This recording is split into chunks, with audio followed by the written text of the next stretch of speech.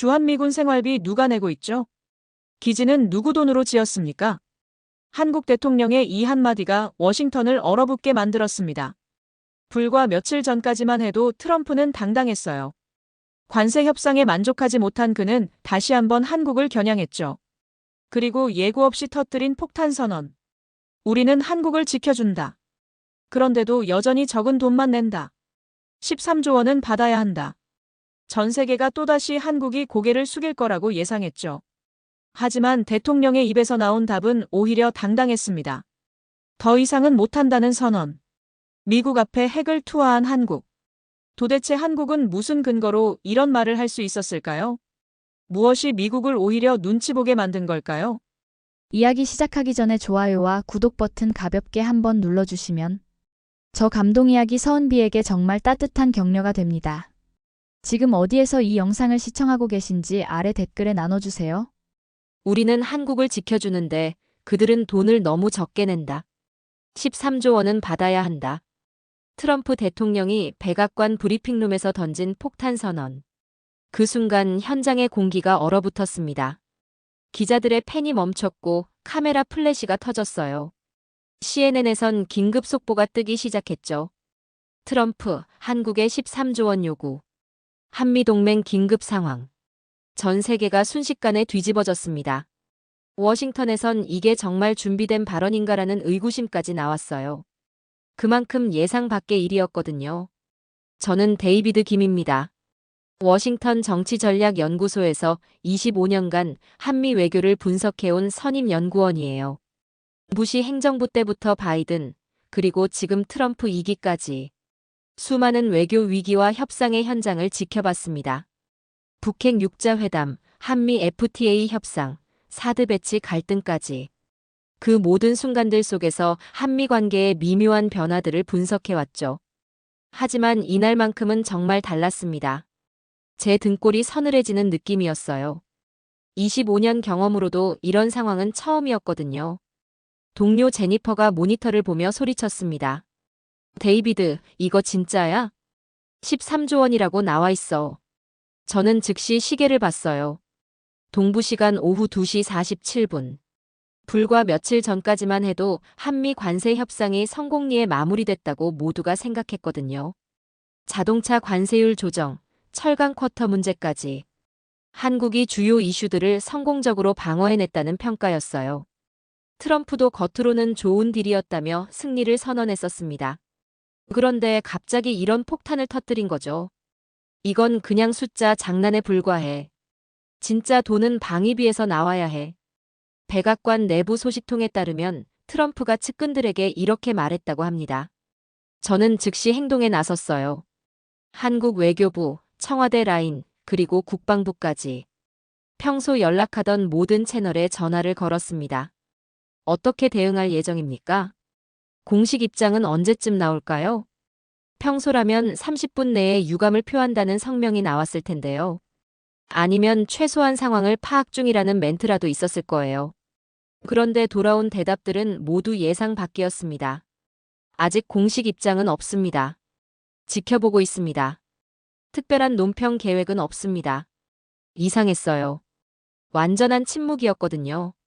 저는 25년간 한미 관계를 지켜봤지만 이런 무반응은 정말 드문 일이었습니다. 2017년 트럼프 일기 때 사드 배치 문제로 갈등이 있었을 때도 한국은 즉각 반응했어요. 2019년 방위비 분담금 협상이 난항을 겪을 때도 마찬가지였죠. 항상 뭔가 입장을 표명했거든요. 다음 날 트럼프는 더욱 구체적으로 압박했습니다. 그들은 우리가 없으면 아무것도 못한다. SMA도 다시 논의해야 할 시점이다. 아직 답을 못 들었다. 13조 원, 그게 우리가 받아야 할 정당한 돈이다. 이번엔 아예 SMA까지 언급한 거죠. 한미 방위비 분담 협정. 이건 정말 민감한 사안이었어요. 전 세계 언론이 들끓기 시작했습니다. BBC는 아시아 안보 위기 특집을 내보냈고 일본 아사히 신문은 한미동맹 균열 우려를 일면에 실었어요. 독일 슈피겔지는 트럼프의 새로운 압박 외교라며 분석 기사를 냈죠. 그런데 정작 한국은 여전히 조용했습니다. 청와대도 외교부도 국방부도 한마디 없었어요. 제 사무실 전화가 미친 듯이 울렸습니다. 외신 기자들, 국내 언론, 심지어 일본과 중국 연구소에서까지 연락이 왔어요. 데이비드, 한국 반응이 어떻게 나올 것 같아? 이번엔 정말 다른 것 같은데? 한국이 왜 이렇게 조용한 거야? 저는 솔직히 당황스러웠습니다. 제가 알던 한국의 외교 패턴과는 완전히 달랐거든요. 보통 한국은 미국의 압박에 즉각 반응했어요. 해명 성명을 내거나 유감을 표하거나 아니면 협상 의지를 밝히거나 뭔가 반응은 항상 있었거든요. 그런데 이번엔 아무것도 없었어요. 마치 트럼프의 발언 자체를 아예 무시하는 것 같았습니다. 백악관 내부도 점점 당황하기 시작했어요. 제가 아는 백악관 참모진 중 한 명이 이렇게 말했거든요. 한국에서 연락이 왔나? 아니요, 아무것도 없습니다. 정말 아무 반응이 없다고? 네, 완전히 조용합니다. 이상하네. 뭔가 준비하고 있는 건가? 저는 이 대화를 들으면서 깨달았어요. 백악관도 한국의 이런 반응은 예상하지 못했다는 걸요. 보통 미국이 압박하면 한국은 바로 협상 테이블로 나왔거든요. 그런데 이번엔 아예 테이블에 나타나지 않은 거죠. 저는 이 순간을 절대 잊을 수 없을 것 같습니다. 25년간 워싱턴에 있으면서 느낀 건데 이 침묵은 단순한 무대응이 아니었어요. 뭔가 전략적인 냄새가 났습니다. 한국이 완전히 다른 차원에서 게임을 하고 있다는 느낌이었죠. 예전 같았으면 벌써 정상 통화를 요청했을 텐데 이번엔 그런 움직임도 전혀 없었거든요. 오히려 한국 언론들이 냉정하게 팩트체크를 시작했어요. 트럼프가 말한 13조 원의 근거는 무엇인가? 실제 SMA 협상 금액은 얼마인가? 주한미군 규모도 정확한 수치는? 이런 식으로 말이죠. 트럼프는 점점 초조해했습니다. 평소 트위터로 즉각 반박하던 그가 같은 말을 계속 반복했어요. 13조 원은 받아야 한다. 아직 답을 못 들었다. 하지만 한국의 침묵은 더욱 깊어졌습니다. 마치 우리는 당신의 게임에 참여하지 않겠다는 메시지 같았어요. 저는 그때 직감했습니다. 이건 단순한 외교 갈등이 아니라 한국이 미국과의 관계를 근본적으로 재정의하려는 신호라는 걸요. 과거의 한국이라면 미국의 압박에 즉각 협상 테이블에 앉았을 겁니다. 하지만 2025년의 한국은 완전히 달랐어요. 침묵으로 대답하고 있었습니다. 우리는 더 이상 호들갑 떨지 않는다. 준비된 나라만이 이런 침묵을 할 수 있다. 한국의 이 전략적 침묵은 워싱턴 전체를 긴장시켰습니다. 저는 그 순간 한미 관계에 완전히 새로운 장이 열리고 있다는 걸 느꼈어요. 그리고 이 침묵이 앞으로 어떤 결과를 만들어낼지 정말 궁금해졌습니다.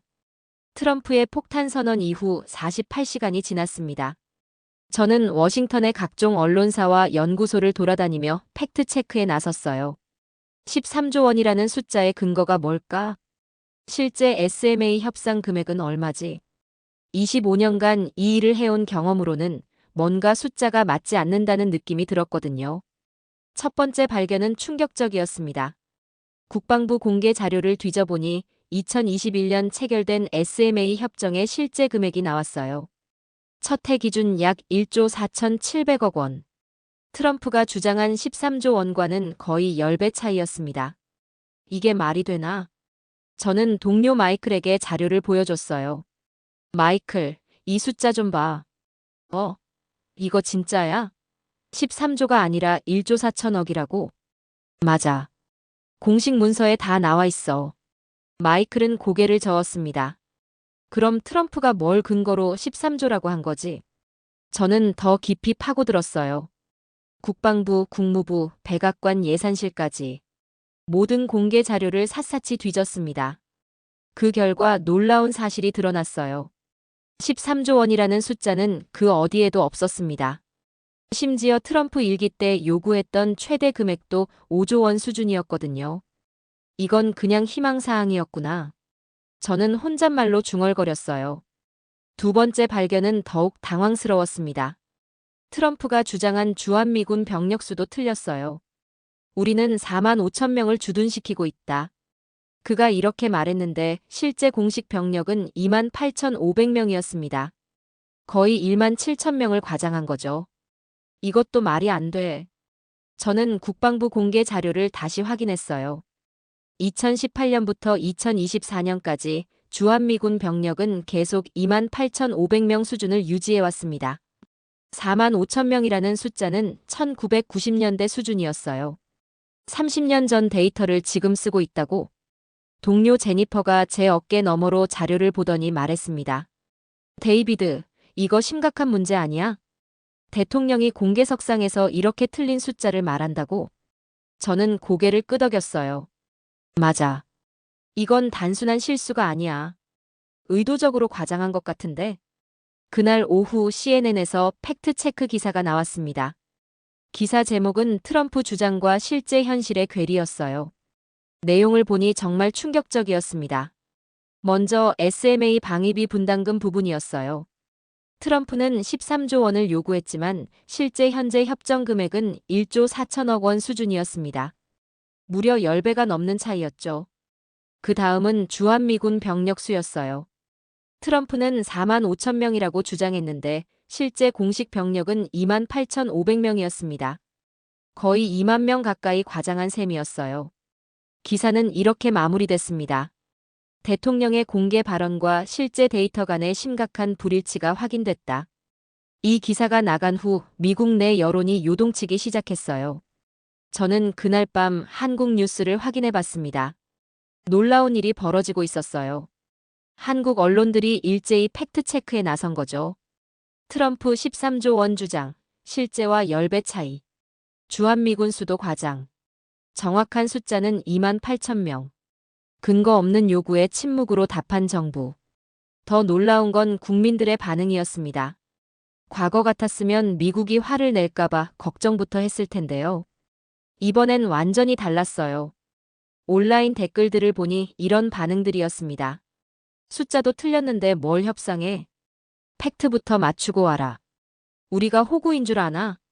저는 정말 놀랐어요. 한국 국민들이 감정적으로 반발하는 게 아니라 데이터를 근거로 판단하고 있었거든요. 이제 국민들도 속지 않는구나. 제가 아는 한국계 교포 친구 스티브에게 전화를 걸었습니다. 스티브, 한국 여론이 어떤 것 같아? 데이비드, 정말 놀라워. 뭐가? 우리 부모님 세대가 이렇게 냉정하게 분석하는 거 처음 봐. 어떤 식으로? 그냥 감정적으로 화내는 게 아니라 숫자 들고 와서 따지고 있어. 진짜? 응. 아버지가 어제 나한테 전화해서 그러더라고. 트럼프가 말하는 숫자들이 다 틀렸다고. SMA도 주한미군 수도 다 과장됐다고. 저는 스티브의 말을 듣고 감탄했습니다. 50, 70대 한국인들이 이렇게 데이터 기반으로 판단한다는 게 정말 인상적이었어요. 다음 날, 더욱 구체적인 분석들이 쏟아져 나왔습니다. 한국국방연구원에서 발표한 자료였어요. 미국의 주한미군 관련 주장 팩트체크. 이 보고서는 정말 상세했습니다. 1. SMA 역대 협상 금액 추이. 2. 주한미군 병력 변화 과정. 3. 한국의 실질적 방위비 기여도. 특히 세 번째 항목이 충격적이었어요. 한국이 실제로 기여하는 방위비는 SMA 금액보다 훨씬 많았거든요. 평택기지 건설비 16조 원 중 93%를 한국이 부담했다는 내용이 나와 있었습니다. 이런 것까지 다 계산해서 나온 거구나. 저는 이 자료를 보면서 깨달았어요. 한국이 이번에 침묵한 이유를 말이죠. 굳이 감정적으로 반발할 필요가 없었던 거예요. 팩트만 제시하면 되는 상황이었거든요. 그날 오후 제 사무실로 한국 기자가 인터뷰를 요청해 왔습니다. 워싱턴에서 보는 이번 사태의 의미는 뭡니까? 저는 신중하게 대답했어요. 한국이 완전히 달라졌다는 걸 보여주는 사건입니다. 어떤 면에서요? 과거엔 미국의 압박에 즉각 반응했지만 이번엔 팩트로 대응하고 있어요. 그게 어떤 의미인가요? 성숙한 민주주의 국가의 모습이죠. 감정이 아닌 이성으로 판단한다는 뜻입니다. 인터뷰를 마치고 나서 저는 생각에 잠겼어요. 정말 한국이 변했구나. 예전 같았으면 미국을 화나게 하면 어떡하지? 라고 걱정했을 텐데요. 이번엔 근거가 틀렸으니 논의할 가치가 없다는 식으로 나온 거죠. 그날 밤 저는 보고서를 작성하면서 이렇게 적었습니다. 한국 국민들이 데이터로 무장한 민주시민으로 성장했다. 이제는 감정이 아닌 팩트로 판단하는 나라가 됐다. 이 변화가 앞으로 한미 관계에 어떤 영향을 미칠지 정말 궁금해졌습니다. 트럼프의 과장된 숫자들이 오히려 한국의 새로운 모습을 보여주는 계기가 된 셈이었어요. 트럼프의 폭탄 발언 이후 5일째, 한국의 침묵은 계속되고 있었습니다. 워싱턴 전체가 초조해하고 있을 때 저는 평소처럼 한국 관련 뉴스를 체크하고 있었어요. 그런데 갑자기 제 컴퓨터 화면에 속보가 떴습니다. 이재명 대통령, 외교관 회의서 주한미군 관련 발언. 저는 즉시 기사를 클릭했어요. 내용을 보는 순간 제 심장이 쿵 떨어지는 느낌이었습니다. 이재명 대통령이 드디어 입을 연 거였어요. 하지만 누구도 예상하지 못한 방식이었습니다. TV 생중계도 없었고 공식 기자회견도 아니었어요. 외교관 회의 중에 나온 발언이었습니다. 주한미군 유지비는 누가 내고 있죠? 이재명 대통령의 첫마디였어요. 그리고 이어진 말이 더욱 충격적이었습니다. 엄밀히 따지면 미국이 전략적으로 더 필요한 기지 아닙니까? 오히려 우리는 방위비를 줄여야 합니다. 저는 기사를 2번, 3번 다시 읽었어요. 이건 전통적인 동맹의 언어가 아니었습니다. 완전히 다른 차원의 접근이었어요. 현장에 있던 외교관들도 정적에 휩싸였다고 기사는 전했습니다. 이게 정말 대통령이 한 말인가? 저는 혼잣말로 중얼거렸어요. 즉시 백악관 인사들에게 연락을 취했습니다.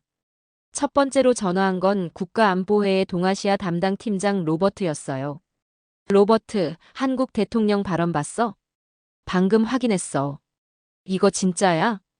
기사로는 그래. 어떻게 생각해? 솔직히 말해서 당황스러워. 예상한 반응이 아니었다는 뜻이지? 맞아. 우리는 협상 요청이나 해명을 기대했거든. 로버트의 목소리에서 당혹감이 느껴졌습니다. 두 번째로 연락한 건 국무부 한국과 담당 제시카였어요. 제시카, 한국 상황 어떻게 보고 있어? 완전히 예상 밖이야, 데이비드. 어떤 면에서? 그들이 근본적인 질문을 던지고 있어. 구체적으로, 돈의 문제가 아니라 구조 자체를 문제 삼고 있다고. 제시카의 분석은 정확했습니다. 한국이 이번에 꺼낸 카드는 완전히 다른 게임의 룰이었어요. 트럼프는 단순히 돈을 더 내라고 요구했습니다. 하지만 한국은 왜 우리가 더 내야 하는가? 라고 반문한 거죠. 저는 이재명 대통령의 발언을 다시 분석해봤어요. 주한미군 유지비는 누가 내고 있죠? 이 질문의 함의는 상당했습니다. 실제로 한국이 주한미군 관련 비용의 대부분을 부담하고 있거든요. 평택기지만 봐도 그래요. 총 16조 원의 건설비 중 93%인 약 14조 8천억 원을 한국이 냈습니다. 기지 내 한국인 직원 급여, 전기료, 수도료까지. 거의 모든 운영비를 한국이 부담하고 있어요. 심지어 미국은 기지 사용료도 내지 않습니다. 엄밀히 따지면 미국이 전략적으로 더 필요한 기지 아닙니까? 두 번째 질문은 더욱 날카로웠어요.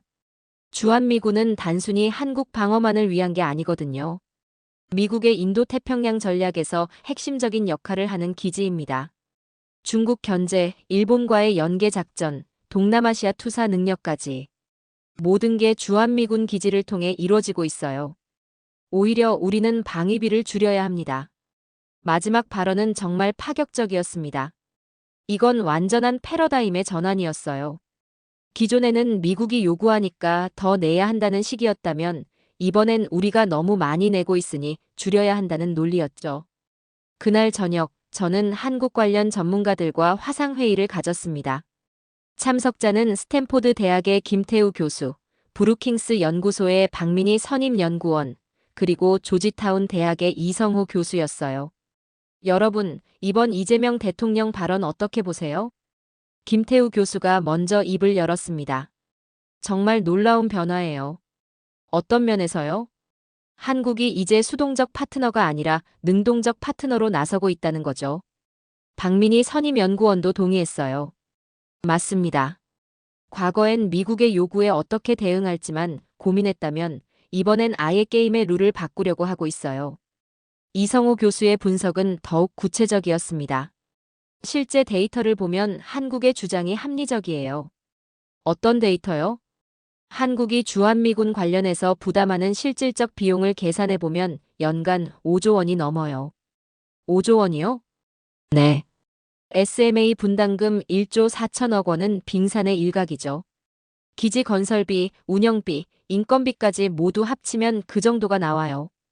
저는 이 대화를 들으면서 깨달았어요. 한국이 이번에 침묵한 이유를 말이죠.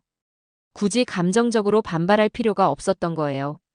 팩트만 제시하면 충분한 상황이었거든요. 다음 날, 미국 내 반응이 나오기 시작했습니다. 워싱턴 포스트는 사설에서 이렇게 썼어요. 한국의 질문은 정당하다. 주한미군이 누구를 위한 것인지 다시 생각해 볼 때다. 뉴욕타임스도 비슷한 논조였습니다. 동맹은 일방적 요구가 아닌 상호 이익을 기반으로 해야 한다. 심지어 보수 성향의 월스트리트 저널조차도 이렇게 평가했어요. 한국의 전략적 사고는 인상적이다. 가장 놀라운 건 미국 국방부 내부의 반응이었습니다. 제가 아는 국방부 고위 관계자가 비공개로 이런 말을 했거든요. 솔직히 말해서 주한미군은 우리에게도 필수예요. 중국 견제, 동맹국 연계, 지역 안정까지. 한국 없이는 인도태평양 전략 자체가 불가능하죠. 이 말을 듣고 저는 확신했습니다. 한국이 이번에 정말 똑똑한 수를 둔 거라고요. 감정적으로 반발하는 대신 냉정하게 현실을 직시하게 만든 거였어요. 트럼프는 돈을 요구했습니다. 하지만 돌아온 건 근본적인 질문과 전략적 비판이었어요. 이제는 우리가 질문하는 위치에 서 있다. 강대국에 반박하는 자존의 외교를 하고 있다. 저는 그날 밤 보고서를 작성하면서 이렇게 적었습니다. 한국이 동맹의 패러다임을 바꾸고 있다. 수직적 관계에서 수평적 관계로의 전환이 시작됐다. 이재명 대통령의 한마디가 한미 관계에 새로운 장을 연 것 같았어요. 이재명 대통령의 폭탄 발언 이후 이틀이 지났습니다. 워싱턴 전체가 한국의 다음 움직임을 주시하고 있었어요. 저는 그날 아침 평소처럼 한국 외교부 브리핑을 확인하고 있었습니다. 그런데 갑자기 제 휴대폰에 속보 알림이 떴어요.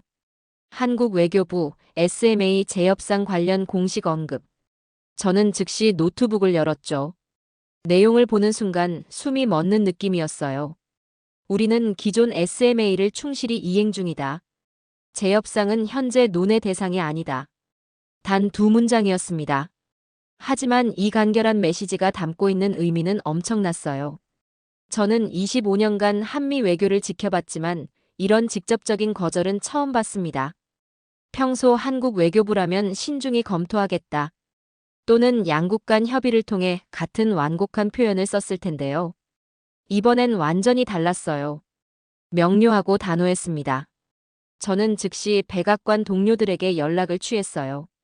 첫 번째로 전화한 건 국가안보회의 수석보좌관 마크였습니다. 마크, 한국 외교부 발표 봤어? 방금 확인했어. 이거 진짜 충격이야. 어떤 면에서? 이건 사실상 거절이잖아. 맞아. 완전한 거절이지. 마크의 목소리에서 당황감이 역력했어요. 데이비드, 이런 일이 과거에도 있었나? 한 번도 없었어. 이게 처음이야. 두 번째로 연락한 건 국무부 동아시아 담당 앤드류였습니다. 앤드류, 상황 파악됐어?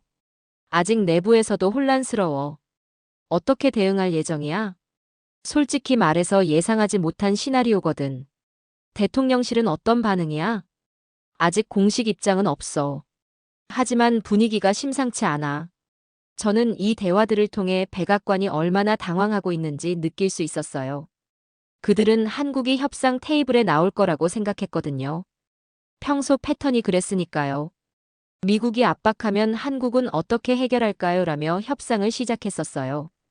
그런데 이번엔 아예 테이블 자체를 거부한 거죠. 오후가 되자 미국 언론들의 반응이 쏟아져 나왔습니다. CNN의 분석은 정말 날카로웠어요.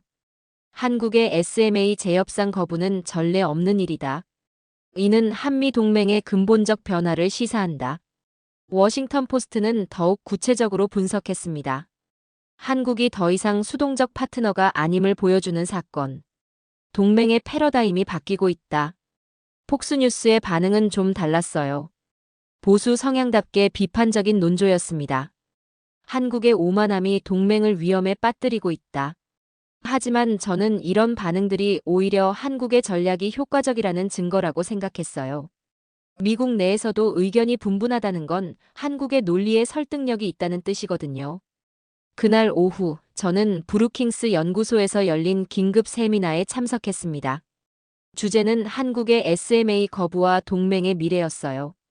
참석자들은 모두 동아시아 전문가들이었습니다. 첫 번째 발표자는 CSIS의 빅터 차 박사였어요. 한국의 이번 결정은 매우 전략적입니다. 어떤 면에서요? 그들은 감정적으로 반발하는 대신 법적 근거를 내세웠어요. 구체적으로요? 현재 SMA가 유효하고 충실히 이행되고 있다는 점을 강조한 거죠. 두 번째 발표자는 랜드 연구소의 수잔 리 박사였습니다. 이번 사건은 한국의 외교적 성숙함을 보여줍니다. 과거와 어떻게 다른가요? 예전엔 미국의 요구에 즉각 반응했지만 이번엔 신중하게 계산된 대응이에요. 계산된 대응이라는 게 재협상 자체를 거부함으로써 주도권을 확보한 거죠. 세 번째 발표자는 정말 놀라운 분석을 내놨어요. 하버드 케네디 스쿨의 그레이엄 앨리슨 교수였습니다. 한국이 미국의 게임 룰을 거부하고 새로운 룰을 제시하고 있다. 새로운 룰이라는 게 무엇인가요? 일방적 요구가 아닌 상호 존중을 기반으로 한 동맹 관계죠. 구체적인 예를 들어주실 수 있나요? 한국은 이미 충분히 기여하고 있으니 추가 요구는 부당하다는 논리예요. 저는 이 발표들을 들으면서 한국의 전략이 얼마나 치밀한지 깨달았어요. 단순히 싫다고 말한 게 아니라 논리적 근거를 바탕으로 거부한 거였습니다. 그날 저녁 정말 충격적인 소식이 들어왔어요. 미국 국방부에서 내부 보고서가 유출된 거였습니다. 제목은 한국의 SMA 거부에 따른 동맹 균열 우려였어요. 보고서 내용은 정말 솔직했습니다. 한국의 결정은 예상 밖이었으며 우리의 대응 시나리오에 없던 상황이다. 동맹국이 재협상 자체를 거부하는 것은 전례가 없다. 이는 향후 다른 동맹국들에게도 영향을 미칠 수 있다. 가장 중요한 부분은 마지막 결론이었어요. 주한미군의 전략적 가치를 고려할 때 한국과의 관계 악화는 우리에게도 불리하다. 저는 이 보고서를 보고 깨달았습니다. 미국도 한국의 중요성을 인정하고 있다는 걸요. 주한미군이 단순히 한국을 위한 게 아니라 미국의 아시아 전략에 필수적이라는 걸 말이죠. 다음 날 아침 더욱 놀라운 소식이 전해졌어요. 일본에서 반응이 나온 거였습니다. 일본 정부 관계자가 익명으로 이런 말을 했다고 교도통신이 보도했어요. 한국의 대응이 부럽다. 이 보도를 보고 저는 정말 놀랐어요. 일본이 한국을 부러워한다는 내용이었거든요. 평소 일본은 한국보다 미국과 더 밀접한 관계를 유지해 왔는데 이번엔 오히려 한국의 당당함을 부러워하고 있었던 거죠. 유럽에서도 비슷한 반응들이 나왔습니다. 독일 국제정치연구소에서는 이런 분석을 내놨어요. 한국의 SMA 거부는 새로운 동맹 모델을 제시한다. 일방적 종속이 아닌 상호 존중을 기반으로 한 관계. 프랑스 국립정치대학원의 한 교수는 더욱 직설적이었습니다. 한국이 보여준 것은 진정한 독립국가의 모습이다. 저는 이런 국제적 반응들을 보면서 확신했어요. 한국이 이번에 정말 역사적인 결정을 한 거라고요. 우리는 받기만 하던 나라가 아니다. 이제는 외교의 설계자가 됐다. 트럼프는 13조 원을 요구했지만 한국은 단 한 문장으로 그 구상을 무너뜨렸습니다. 재협상은 현재 논의 대상이 아니다. 이 간결하면서도 강력한 메시지가 한미 관계의 새로운 장을 연 것 같았어요. 저는 그날 밤 보고서를 작성하면서 이렇게 적었습니다. 한국이 동맹의 패러다임을 바꾸고 있다.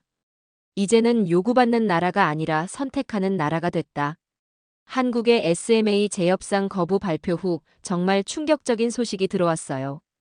일본이 미국의 방위비 분담금 인상 요구를 수용했다는 뉴스였습니다. 저는 그날 아침 교도통신 속보를 보고 깜짝 놀랐어요. 일본 정부, 주일미군 방위비 분담금 인상 합의. 한국과는 정반대의 선택이었습니다. 저는 즉시 도쿄에 있는 동료 연구원 타나카에게 전화를 걸었어요. 타나카, 이거 진짜야? 일본이 인상을 수용했다고? 맞아, 데이비드. 어젯밤 최종 합의됐어. 어떤 분위기야, 거기? 솔직히 말해서 분위기가 좋지 않아. 왜? 국민들이 반발하고 있거든. 타나카의 목소리에서 피로감이 느껴졌습니다. 특히 한국과 비교하면서 더 화가 나는 것 같아. 한국과 비교한다고? 응. 한국은 거절했는데 우리는 왜 또 받아들이냐는 거지. 저는 이 대화를 통해 일본 내 분위기를 알 수 있었어요. 그들도 한국의 당당한 대응을 부러워하고 있었던 거죠. 더 충격적인 소식은 그 다음에 나왔습니다. 미일 무역협정 관련 뉴스였어요. 일본이 환율 조작국 지정을 피하기 위해 농산물 시장을 추가로 개방했다는 내용이었습니다. 니혼게이자이 신문의 보도였는데 정말 자세했어요. 일본, 미국산 쇠고기 관세 추가 인하, 농산물 수입 쿼터 30% 확대, 환율 개입 자제 약속까지. 저는 이 기사들을 보면서 일본의 상황이 얼마나 어려운지 알 수 있었어요. 미국의 압박에 계속 양보하고 있었거든요. 반면 한국은 어땠을까요? 저는 지난 한미 관세 협상 결과를 다시 찾아봤습니다. 결과는 정말 놀라웠죠. 한국은 주요 이슈들을 거의 다 방어해냈더라고요. 자동차 관세는 현행 유지, 철강 쿼터도 기존 수준 보장. 심지어 한국이 요구한 일부 품목의 관세 인하까지 받아냈어요. 워싱턴 포스트는 이 협상을 이렇게 평가했습니다. 2025년 한미 관세 협상의 최대 승리자는 한국이다. 한국은 거의 모든 핵심 이슈에서 자국의 입장을 관철시켰다. 뉴욕타임스도 비슷한 논조였어요. 한국의 협상력이 과거와는 완전히 다른 수준을 보여줬다. 저는 이런 보도들을 보면서 정말 감탄했습니다. 같은 시기에 벌어진 두 나라의 협상 결과가 이렇게 다를 수가 있나 싶었어요. 그날 오후, 저는 일본 문제 전문가인 컬럼비아 대학의 제럴드 커티스 교수와 화상통화를 했습니다. 교수님, 일본과 한국의 이런 차이를 어떻게 보십니까? 정말 흥미로운 대조죠, 데이비드. 구체적으로 어떤 면에서요? 일본은 여전히 과거의 관성에 머물러 있어요. 과거의 관성이라면 미국의 요구에 일단 수용부터 하는 패턴이죠. 반면 한국은 완전히 새로운 접근 방식을 보여주고 있어요. 커티스 교수의 분석은 정말 날카로웠습니다. 한국은 이제 미국과 대등한 파트너로서 협상하고 있어요. 일본도 그렇게 할 수 있을 텐데요. 그게 문제죠. 일본은 아직도 1960년대 사고방식에 머물러 있어요. 1960년대 사고방식이라면 미국에 의존해야 살아남을 수 있다는 생각이죠. 하지만 지금은 상황이 다르잖아요. 맞아요. 하지만 일본 정치인들은 아직 그걸 깨닫지 못한 것 같아요. 저는 이 대화를 통해 두 나라의 근본적인 차이를 이해할 수 있었어요. 한국은 변화하는 국제 환경에 맞춰 외교 전략을 바꿨지만 일본은 여전히 과거의 틀에 갇혀 있었던 거죠. 그날 저녁 더욱 구체적인 분석 자료들이 나오기 시작했습니다. 브루킹스 연구소에서 발표한 한일 외교 비교 분석 보고서였어요. 이 보고서는 정말 상세했습니다. 최근 5년간 한국과 일본의 대미 협상 결과를 비교 분석한 내용이었거든요. 결과는 충격적이었어요. 한국의 협상 성공률 78%, 일본의 협상 성공률 34%, 거의 2배 이상의 차이였습니다. 보고서는 이런 차이의 원인을 세 가지로 분석했어요. 첫째, 전략적 사고의 차이. 한국은 장기적 관점에서 협상에 임하지만 일본은 단기적 위기 모면에 급급하다는 분석이었습니다.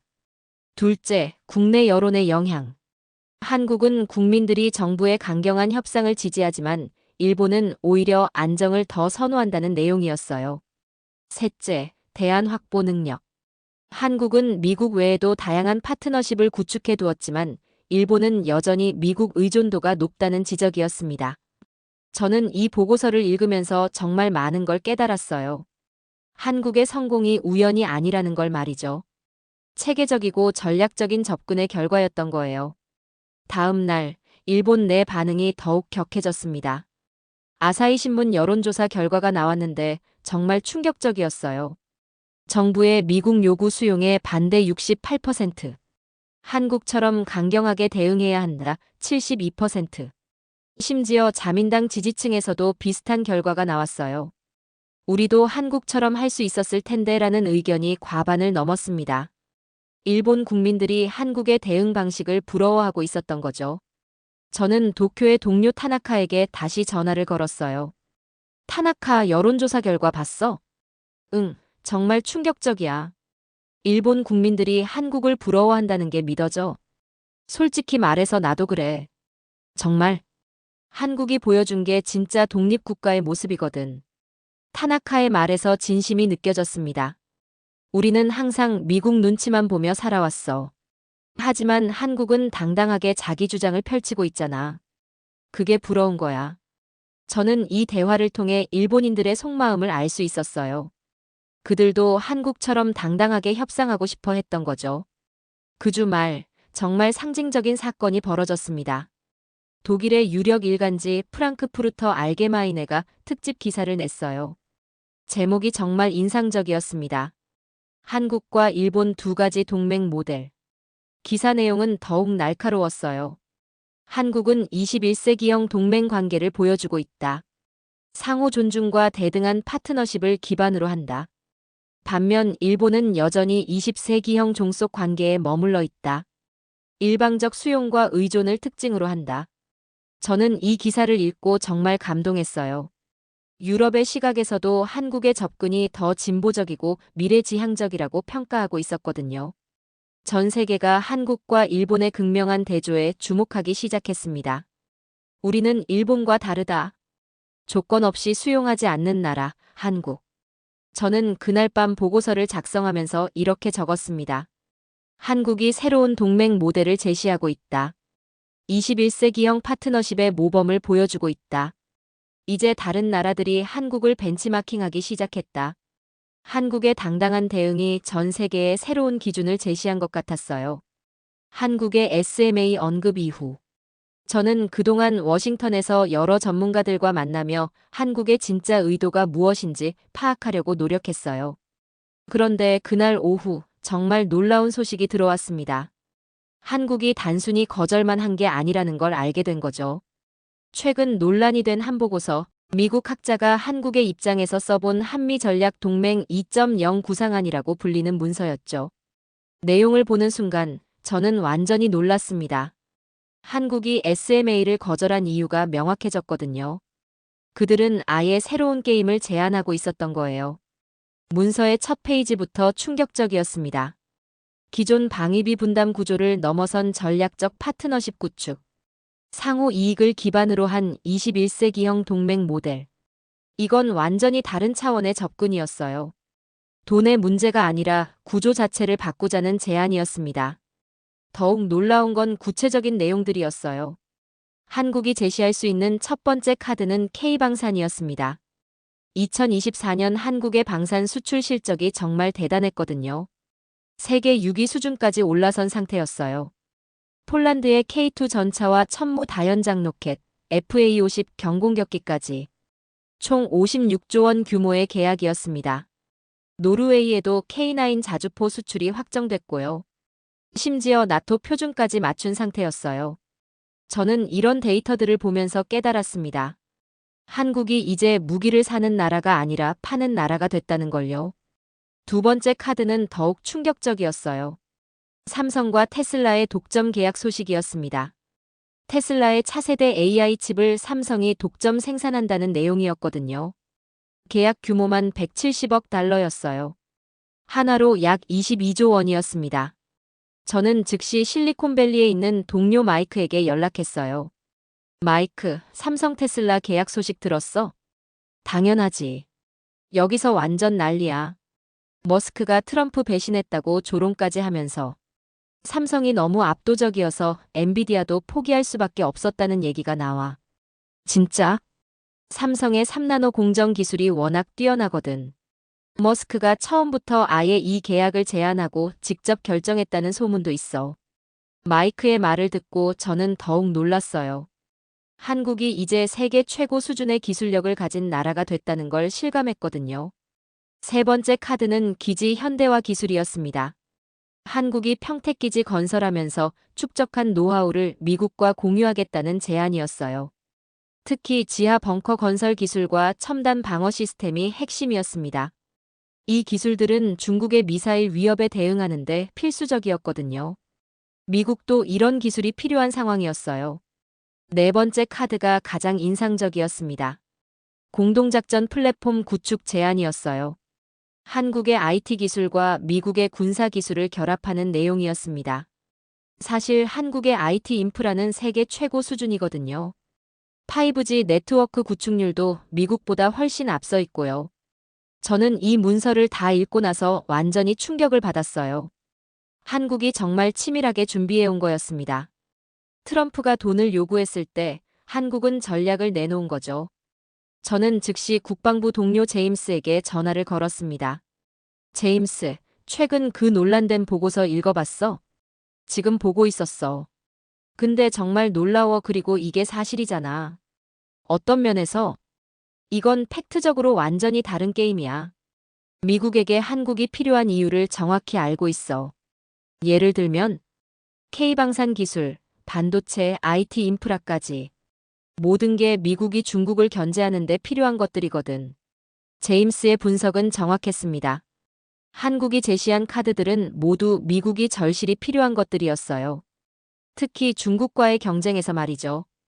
그날 저녁, 저는 정말 흥미로운 분석 자료를 발견했어요. CSIS에서 발표한 한국의 전략적 가치 평가 보고서였습니다. 이 보고서는 한국이 제시한 각 분야별 기여도를 수치화했어요. K방산 수출 능력, 연간 50조 원 규모. 반도체 기술력, 세계 시장 점유율 28%. IT 인프라, 5G 커버리지 95%. 기지 현대화 기술, 중국 미사일 방어율 85% 향상 기대. 숫자로 보니 더욱 명확했어요. 한국이 단순히 보호받는 나라가 아니라 미국에게도 필수적인 파트너라는 걸요. 다음 날, 더욱 구체적인 반응들이 나오기 시작했습니다. 워싱턴 포스트는 사설에서 이렇게 썼어요. 한국의 제안은 21세기형 동맹의 모델이다. 돈이 아닌 상호 이익을 추구하는 접근. 미국도 진지하게 검토해야 할 때다. 뉴욕타임스의 분석은 더욱 날카로웠습니다. 한국이 하청업체에서 전략적 파트너로 도약했다. 이는 동맹의 패러다임 변화를 의미한다. CNN에서는 전문가 토론까지 열렸어요.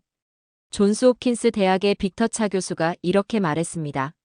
한국의 접근은 매우 혁신적입니다. 기존의 일방적 관계를 쌍방향으로 바꾸려는 시도죠. 스탠포드 대학의 쇼티시바람 교수도 동의했어요. 이건 방위비 협상이 아니라 한미 관계의 완전한 리셋입니다. 상호 의존을 기반으로 한 새로운 모델이에요. 저는 이런 반응들을 보면서 한국의 전략이 얼마나 효과적인지 느꼈어요. 미국 내 여론도 점점 한국 쪽으로 기울고 있었거든요. 그 주말, 정말 상징적인 사건이 벌어졌습니다. 미국 국방부에서 한국의 제안을 진지하게 검토하겠다고 발표한 거예요. 이는 사실상 한국의 접근을 인정한다는 의미였습니다. 국방부 대변인이 브리핑에서 이렇게 말했어요. 한국의 제안은 매우 포괄적이고 전략적이다. 21세기 안보 환경에 적합한 내용들이 포함되어 있다. 우리는 이를 긍정적으로 검토할 예정이다. 저는 이 발표를 듣고 정말 감동했습니다. 한국이 정말 해낸 거였어요. 트럼프의 일방적 요구를 상호 이익의 파트너십으로 바꿔놓은 거죠. 관세 협상에 이어 한국은 돈이 아니라 전략으로 말한다. 하청이 아니라 파트너로 서 있다. 저는 그날 밤 보고서를 작성하면서 이렇게 적었습니다. 한국이 동맹의 개념을 재정의했다. 일방적 의존에서 상호 협력으로의 전환. 이는 한미 관계사의 새로운 장을 여는 역사적 순간이다. 한국의 이 전략적 접근이 앞으로 어떤 결과를 만들어낼지 정말 기대됐습니다. 한국의 전략 동맹 제안 발표 후, 저는 그동안 전 세계 언론과 싱크탱크들의 반응을 지켜보고 있었어요. 그런데 정말 놀라운 일이 벌어지기 시작했습니다. 각국의 외교 라인들이 한국의 사례를 연구하기 시작한 거예요. 그날 아침, 워싱턴 포스트의 일면 기사를 보고 저는 깜짝 놀랐습니다. 제목이 정말 인상적이었어요. 이재명, 전략의 침묵으로 백악관을 압도하다. 기사 내용은 더욱 충격적이었습니다. 한국 대통령의 침묵은 계산된 전략이었다. 트럼프의 일방적 요구를 상호 협력의 파트너십으로 전환시켰다. 이는 21세기 외교의 새로운 모델을 제시한 사건이다. 저는 이 기사를 읽으면서 정말 감탄했어요. 미국의 주요 언론이 한국 대통령의 전략을 이렇게 높이 평가한다는 게 믿기지 않았거든요. 같은 날 오후 CNN에서도 특집 방송이 나왔습니다. 앵커 앤더슨 쿠퍼가 직접 진행하는 프로그램이었어요. 한국의 대응은 이제 글로벌 벤치마크가 되고 있습니다. 전 세계 외교관들이 한국의 사례를 연구하고 있습니다. 방송에는 여러 전문가들이 출연했어요. 하버드 케네디 스쿨의 조지프 나이 교수가 이렇게 말했습니다. 한국이 보여준 것은 스마트 파워의 완벽한 사례입니다. 군사력도 경제력도 아닌 전략적 사고로 승부한 거죠. 브루킹스 연구소의 리처드 부시 박사도 동의했어요. 이건 작은 나라가 강대국을 상대하는 새로운 방법론입니다. 힘의 논리가 아닌 논리의 힘으로 승부한 사례죠. 저는 이런 평가들을 들으면서 정말 자랑스러웠어요. 한국이 세계 외교사의 새로운 장을 쓰고 있다는 느낌이 들었거든요. 그 주말 더욱 놀라운 소식들이 들어오기 시작했습니다. 먼저 일본에서였어요. 일본 외무성이 한국의 외교 문건들을 분석하고 있다는 소식이었습니다. 저는 도쿄의 동료 타나카에게 전화를 걸었어요. 타나카, 일본 외무성이 한국 사례를 연구한다는 게 진짜야? 맞아. 여기서 완전 난리야. 어떤 식으로? 특별 태스크포스까지 만들었어. 진짜? 한국의 협상 전략을 분석하는 팀이야. 우리도 배울 게 있다는 거지. 타나카의 목소리에서 부러움이 느껴졌습니다. 솔직히 말해서 우리 외교관들이 다 충격받았어. 왜? 한국이 이렇게 똑똑하게 할 수 있다는 걸 몰랐거든. 그동안 과소평가했다는 뜻이야? 그런 것 같아. 이번에 완전히 인식이 바뀌었어. 유럽에서도 비슷한 반응들이 나왔습니다. 독일 외무부에서 한국의 사례를 분석한 보고서를 작성했다는 소식이었어요. 제목이 한국 모델 중견국 외교의 새로운 패러다임이었습니다. 프랑스 국립정치대학원에서도 특별 세미나를 열었어요.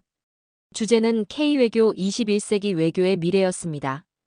저는 이런 소식들을 들으면서 정말 놀랐어요. 한국이 이제 세계가 배우려는 모델이 된 거였거든요. 며칠 후 더욱 구체적인 분석들이 나오기 시작했습니다. 영국의 채텀하우스에서 발표한 보고서가 특히 인상적이었어요. 한국의 전략적 침묵 새로운 외교 도구. 이 보고서는 한국의 접근법을 단계별로 분석했습니다. 1단계 전략적 침묵으로 상대방 당황시키기. 2단계 팩트체크를 통한 논리적 우위 확보. 3단계 근본적 질문으로 게임 룰 바꾸기. 4단계 대안 제시를 통한 주도권 확보. 5단계 상호 이익 기반의 새로운 관계 설정. 정말 체계적인 분석이었어요. 보고서는 이렇게 결론지었습니다. 한국이 보여준 것은 21세기형 외교의 완벽한 사례다. 작은 나라도 전략적 사고로 강대국과 대등하게 협상할 수 있음을 증명했다. 그날 오후 저는 정말 흥미로운 전화를 받았어요. 폴란드 외무부에서 연락이 온 거였습니다. 담당자 얀 코발스키가 이렇게 말했어요. 데이비드, 한국의 사례에 대해 자문을 구하고 싶습니다. 어떤 면에서요? 우리도 미국과 비슷한 상황에 있거든요. 구체적으로요? 미군 주둔 비용 분담 문제로 갈등이 있어요.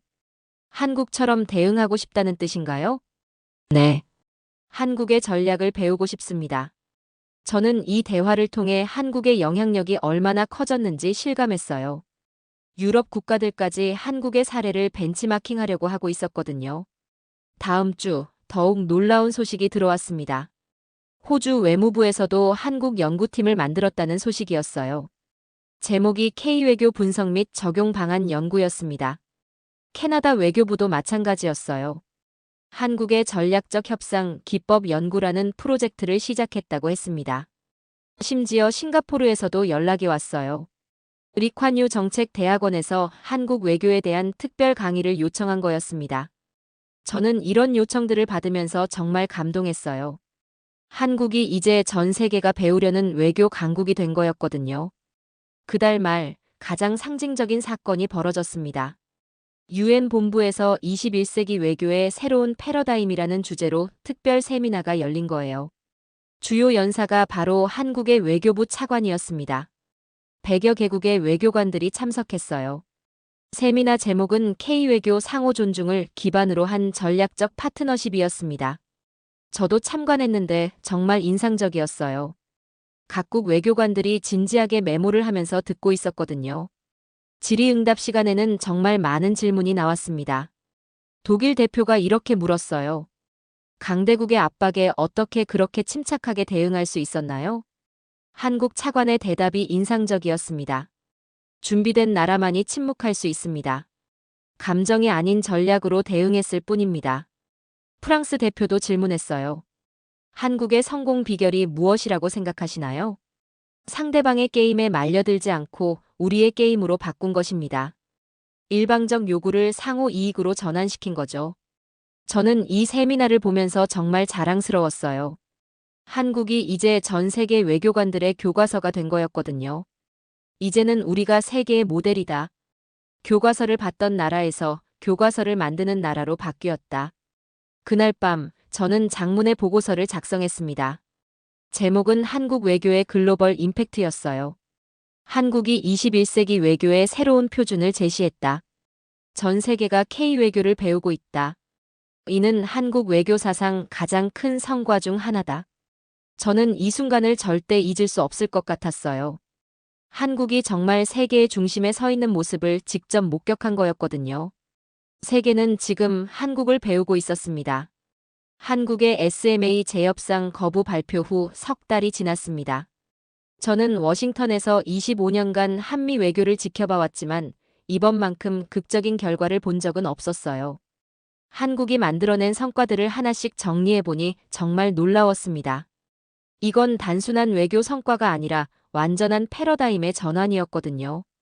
먼저 SMA 문제부터 살펴보면 한국의 전략이 완벽하게 성공했어요. 재협상 거부라는 단 한 문장으로 모든 걸 해결해낸 거였습니다. 2021년에 체결된 12차 SMA 협정이 그대로 유지됐어요.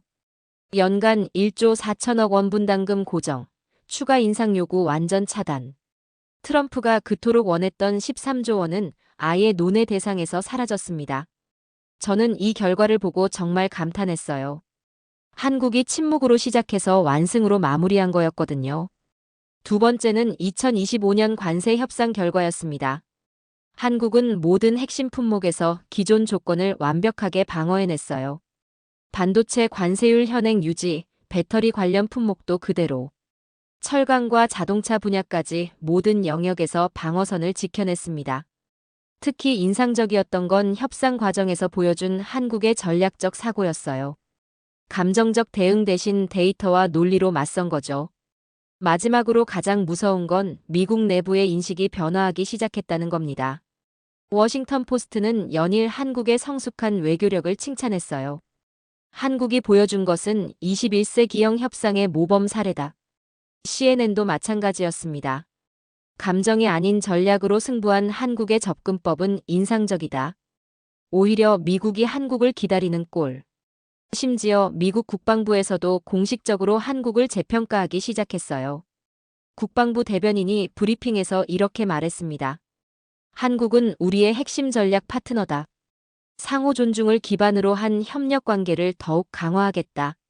국무부도 비슷한 신호를 보냈어요. 한국과의 파트너십은 21세기 동맹의 모델이다. 이번 한국의 발언과 태도로 국제적 파급 효과도 상당했죠. 일본에서도 한국의 협상 방식을 연구하기 시작했어요. 저는 도쿄의 동료 타나카에게 마지막 확인 전화를 걸었습니다.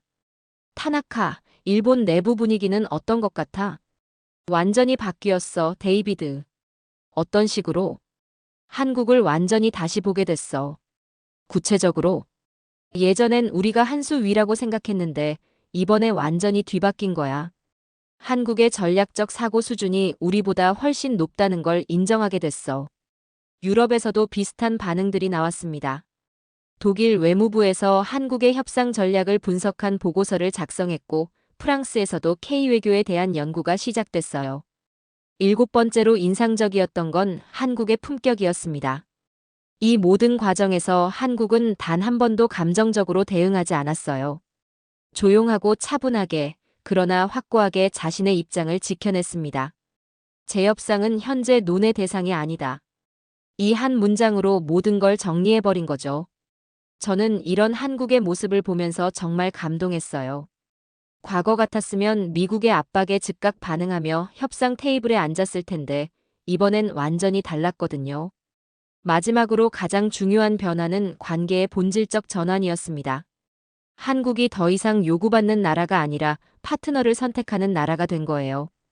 기존의 한국이 얼마나 더 줄 것인가에서 서로 어떻게 도울 것인가로 질문 자체가 바뀐 거였습니다. 일방적 요구와 수용의 관계에서 상호 협력과 존중의 관계로 완전히 전환된 거죠. 저는 그날 밤 최종 보고서를 작성하면서 이렇게 적었습니다. 한국이 2025년에 이룬 성과는 단순한 외교적 승리를 넘어선다.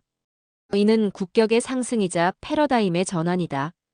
감정이 아닌 전략으로 이긴 나라, 한국.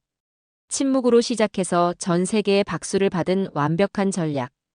이제는 지시받는 나라가 아니라 설계하고 선택하는 나라가 됐다. 트럼프가 13조 원을 요구했을 때 아무도 이런 결과를 예상하지 못했을 거예요.